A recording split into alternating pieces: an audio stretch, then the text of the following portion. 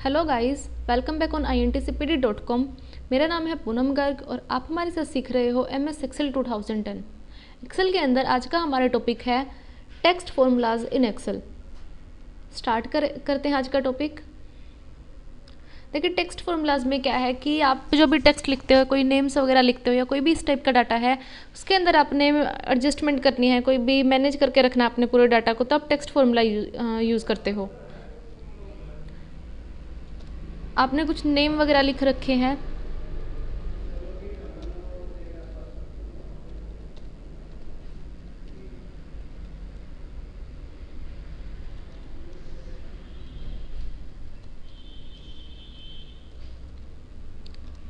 अब देखिए ये नेम्स हमारे पास हैं और हमने इसको लोअर केस में लिखा है, मीन्स स्मॉल लेटर्स में लिखा है। अगर आपने कैपिटल लेटर्स में अपने नेम लिखने हैं तो आप फॉर्मूला यूज़ करते हो अपर केस, इक्वल का साइन आप लगाते हो, UPPER, अपर लिखो, ब्रैकेट स्टार्ट करो। उसके बाद आपसे पूछता है कि टेक्स्ट बताइए, तो हमने फर्स्ट जो नेम था वो सिलेक्ट किया, ब्रैकेट क्लोज और एंटर। अब इसको आप ड्रैग करा दीजिए। तो इससे क्या होता है, आपके सारे जो भी आप वर्ड्स आपने लिख रखे थे वो कैपिटल लेटर्स में आ जाते हैं। अगर आपने दोबारा से स्मॉल लेटर्स में करना है तो लोअर लिखते हो आप, फिर से फर्स्ट टेक्स्ट, ब्रैकेट क्लोज और एंटर। ड्रैग कराने के लिए आप शॉर्टकट की भी यूज़ कर सकते हो, Ctrl+D। थर्ड केस हमारे पास आता है प्रॉपर केस। प्रॉपर वे क्या है, जिसमें हम नेम लिखते हैं कि फर्स्ट लेटर कैपिटल हो, बाकी सारे स्मॉल लेटर आए, तो उसके लिए आप यूज़ करते हो प्रॉपर केस।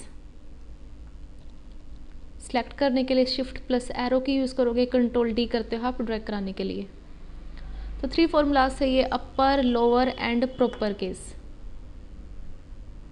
टेक्स्ट के लिए नेक्स्ट फॉर्मूला हमारे पास आता है ट्रिम फंक्शन। ट्रिम फॉर्मूला में क्या होता है कि अगर आपने नेम लिख रखे हैं और साथ में आप स्पेस बार प्रेस करते हो, कई बार क्या होता है कि हमसे जो स्पेस बार होता है वो मोर देन 1 टाइम प्रेस हो जाता है और हमें उस टाइम पे पता ना चले। बाद में आप डाटा को चेक करो और आपको पता चलता है कि जो भी आपने स्पेस बीच में दिया है वो कुछ ज़्यादा हो चुका है।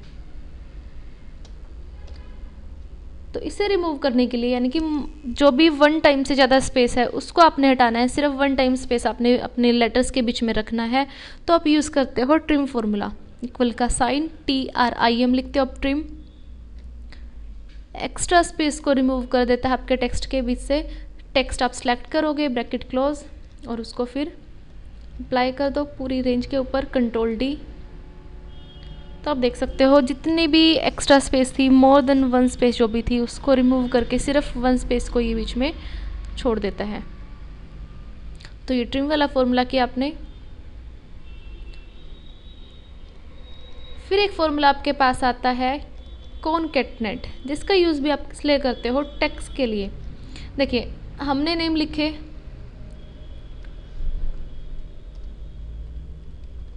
और साथ में आपने सरनेम लिखा जो कि नेक्स्ट सेल में है।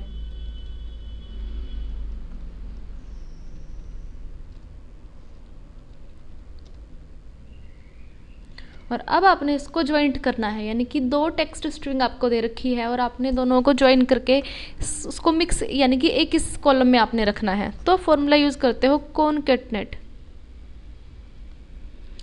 दिखाता है आपको join several text string into 1 text string. Bracket start करोगे,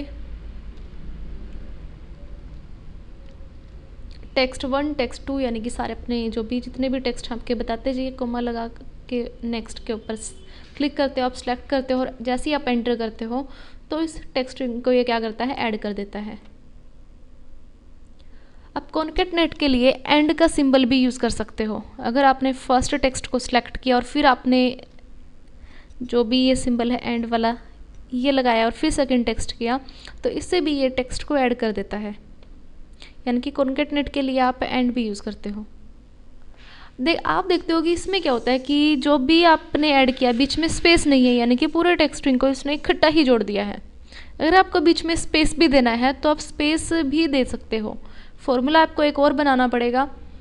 जैसे ही आप फर्स्ट टेक्स्ट पे सिलेक्ट करते हो, फिर आप लगाते हो एंड। इन्वर्टेड कॉमास के अंदर आप स्पेस बार प्रेस करो 1 टाइम और इन्वर्टेड कॉमास को क्लोज करो। इन्वर्टेड कॉमास हमने क्यों लगाए, क्योंकि जितने भी टेक्स्ट कैरेक्टर्स जितने भी आपके आते हैं फॉर्मूलाज में वो सारे इन्वर्टेड कॉमास में आते हैं। उसके बाद फिर से एंड लगाइए और फिर सेकंड टेक्स्ट।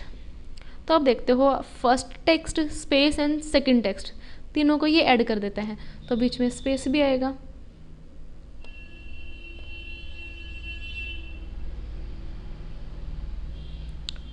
तो इससे क्या होता है कि हम कॉन्केटनेट वाले फॉर्मूले के अंदर ही कुछ एडिटिंग करके टू टेक्स्ट या मोर देन टू टेक्स्ट को हम जॉइंट कर सकते हैं विद स्पेस। अगर आपने बीच में हाइफन भी इसमें लगाना है, यानी कि स्पेस की बजाय हाइफन जो है वो आए, तो उसके लिए भी टेक्स्ट इन्वर्टेड कॉमास में हाइफन लगाते हुए inverted commas close and second text. तो इससे क्या है, आपके टेक्स्ट के बीच में स्पेस ना कर एक हाइफन आएगा।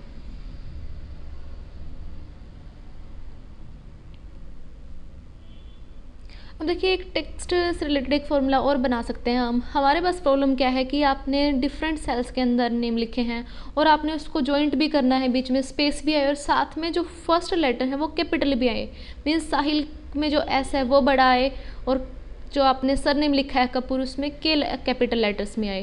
तो इसके लिए आप फॉर्मूला, दो फॉर्मूलेज को आपने मर्ज करना है, प्रॉपर एंड कॉन्केटनेट। ये दो फॉर्मूलाज हैं जो आपने ज्वाइंट करने हैं। सेम वैसे इक्वल का साइन से आप स्टार्ट करते हो, पहले लिखते हो आप प्रॉपर, जो भी हमने किया था 3 केस जो किए थे, प्रॉपर केस है आपका फर्स्ट लेटर कैपिटल करने के लिए। अब फिर कॉन्केटनेट वाला फॉर्मूला पुट करो, फर्स्ट टेक्स्ट सेलेक्ट करो एंड इन्वर्टेड कॉमास में space, inverted comma close and और सेकंड टेक्स्ट। तो इससे देखते हो दो फॉर्मूलाज एक साथ आप अप्लाई कर सकते हो।